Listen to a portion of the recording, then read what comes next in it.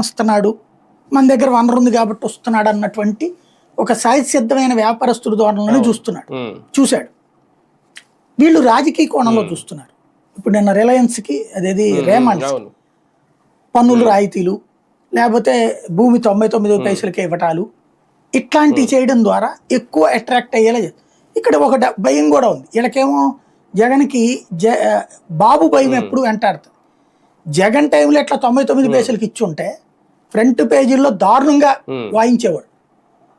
ఆ కట్టబెట్టేశాడు, దోచిపెట్టేశాడు, అదానీలు అంబానీలు వస్తేనే దోచిపెట్టాడు లేదా. వాళ్ళ మీడియా క్రిటిసిజానికి భయపడిపోతాడు జగన్.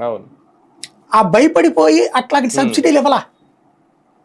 ఇప్పుడు 99 పైసలకు రూపాయికే ఇస్తే అది హైలైట్ చేస్తా, ఇదిగో ఇంత ఇండస్ట్రీస్ వస్తున్నాయి కాబట్టి ఇంత అంటున్నారు. అదే జగన్ టైంలో చిన్నపాటి రాయితీ ఇచ్చినా రచ్చరచ్చ చేసేవాడు. అది ఇక్కడ వీళ్ళకు ఉన్నటువంటి లోపం. ముందు లోపాలని సరి చేసుకోకుండా ముందుకు వెళ్ళడం వల్ల కాదు వాళ్ళు. అది ఎప్పుడు అర్థం చేసుకుంటారో అర్థం కాదు.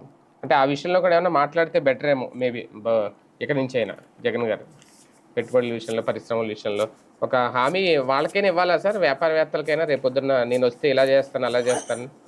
దానికే వాళ్ళతో ఈయన చంద్రబాబు చెప్పాడని వ్యాపారవేత్తలకి ఈయన మాట్లాడితే చండాలంగా ఉంటుంది.